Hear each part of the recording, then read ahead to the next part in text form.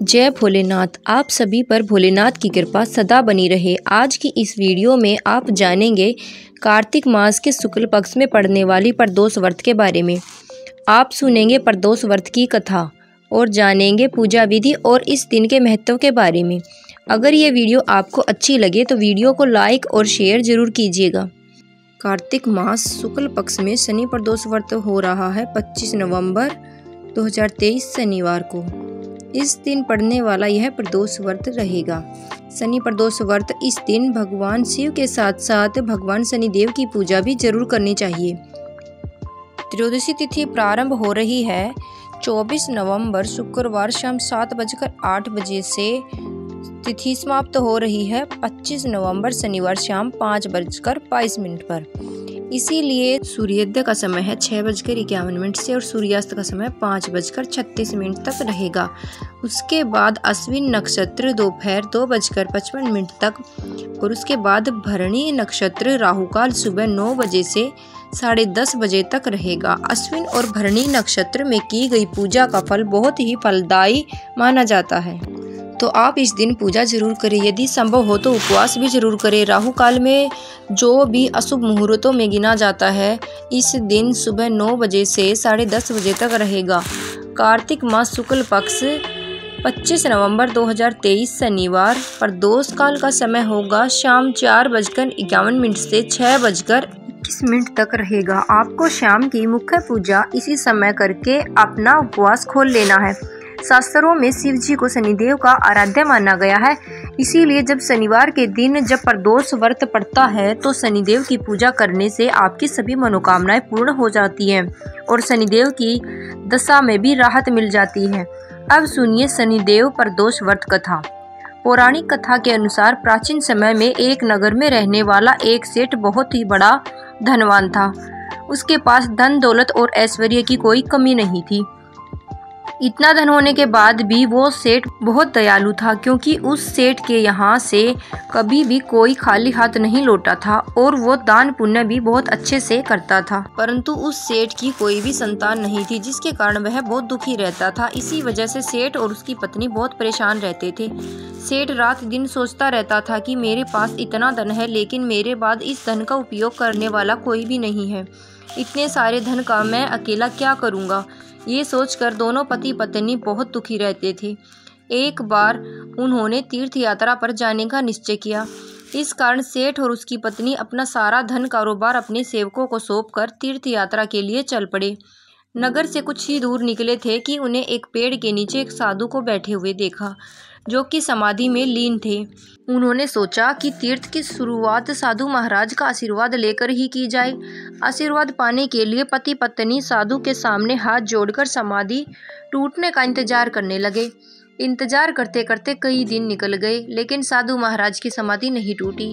वे दोनों प्रतीक्षा करते रहे। बैठे बैठे आखिरकार एक दिन प्रातःकाल साधु महाराज समाधि से उठे तो साधु महाराज ने देखा कि दो पति पत्नी हाथ जोड़कर बैठे हैं।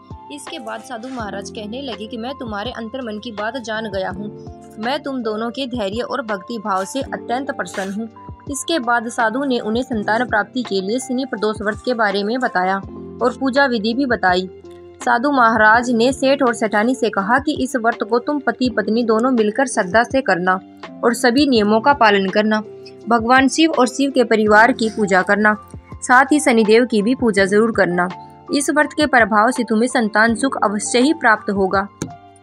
साधु महाराज की बातें सुनकर सेठ और सेठानी बहुत प्रसन्न हुए और प्रसन्न होकर उनका आशीर्वाद लेकर तीर्थ यात्रा पर निकले। जब तीर्थ यात्रा पूर्ण करके वे दोनों अपने घर लौटे, फिर उन दोनों ने साधु महाराज के कहे अनुसार शनि प्रदोष व्रत का पालन किया। इस व्रत के प्रभाव से सेठ जी के घर में एक सुंदर बालक का जन्म। इसी तरह जो भी भक्त नियम पूर्वक श्रद्धा और भक्ति भाव से व्रत का पालन करता है और शनि व्रत का भी पालन करता है, शनिदेव और भगवान शिव उनकी सभी मनोकामनाएं पूर्ण करते हैं, उनके जीवन के सभी दुख दूर करते हैं। शनि प्रदोष व्रत करने से शनि से जुड़ी सभी परेशानियों का अंत भी हो जाता है। शनिदेव की कृपा भी प्राप्त होने लगती है। हिंदू शास्त्र के अनुसार संतान प्राप्ति की कामना के लिए अगर आप शनि प्रदोष व्रत के दिन व्रत ना भी रख पाए तो आप इस दिन व्रत की कथा अवश्य सुने। शनि प्रदोष व्रत रखने से सभी प्रकार के सुख प्राप्त होते हैं। शनि प्रदोष के दिन हनुमान चालीसा का पाठ भी विशेष फल देने वाला होता है और इस दिन ध्यान पूर्वक और विश्वास के साथ हनुमान चालीसा पढ़ने या सुनने मात्र से ही हनुमान जी का आशीर्वाद प्राप्त होता है और जो भी संकट आपके और आपके परिवार में है वो विघ्न भी दूर हो जाते हैं। बोलिए शंकर भगवान की जय, शनि महाराज की जय। शनि प्रदोष व्रत कथा सुनते समय हमेशा अपने हाथ में एक पुष्प रखें और कथा समाप्ति के बाद उसे भगवान के चरणों में रख दे। सच्चे मन से श्रद्धा के साथ कथा सुनने के बाद आरती करके दूध या दूध से बनी चीजों का भोग लगाया जाता है। इस दिन आप समा के चावल की खीर का भी भोग अर्पित कर सकते हैं। इसके अलावा आलू या लौकी का हलवा अर्पित करके खुद भी ग्रहण कर सकते हैं। कोई भी व्रत बिना मंत्रों के या बिना दान के अधूरा माना जाता है, इसीलिए अपनी सामर्थ्य के अनुसार किसी गरीब व्यक्ति को भोजन करवा सकते हैं या किसी निर्धन या जरूरतमंद व्यक्ति को उसकी जरूरत का सामान भी दे सकते हैं। अन्न धन दक्षिणा का दान भी आप दे सकते हैं। शनि प्रदोष व्रत के दिन शनि स्तोत्र का पाठ भी बहुत शुभदायक माना जाता है। प्रदोष व्रत के दिन सुबह जल्दी उठकर साफ वस्त्र धारण करें। भगवान शंकर और माता पार्वती को गंगा जल या सादे पानी से स्नान करवाएं। उसके बाद बेलपत्र, भांग, धतूरा, फूल, दूब नैवेद्य अर्पित करें। साथ ही भगवान को इस दिन लौंग, इलायची, अक्षत, पान के साथ एक मुट्ठी साबुत मूंग और एक मुट्ठी गेहूं भी भगवान को अर्पित कर सकते हैं। शनिवार के दिन पड़ने वाले प्रदोष व्रत में आपको स्टील की कटोरी में तिल का या सरसों का तेल डालकर उसमें अपना चेहरा देखकर शनिदेव का ध्यान करके फिर इस तेल को डाकोत को दे देना चाहिए।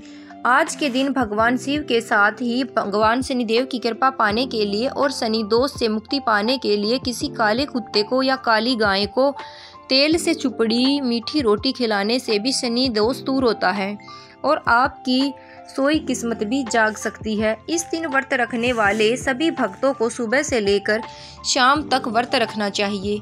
शाम को प्रदोष काल में पूजा करने के बाद आप एक समय फलाहार ग्रहण कर सकते हैं और अगले दिन आप शुद्ध सात्विक भोजन पहले भगवान को भोग लगाकर फिर उसे आप भी ग्रहण कर सकते हैं। इस प्रकार से कोई भी प्रदोष का व्रत पूर्ण कर सकता है।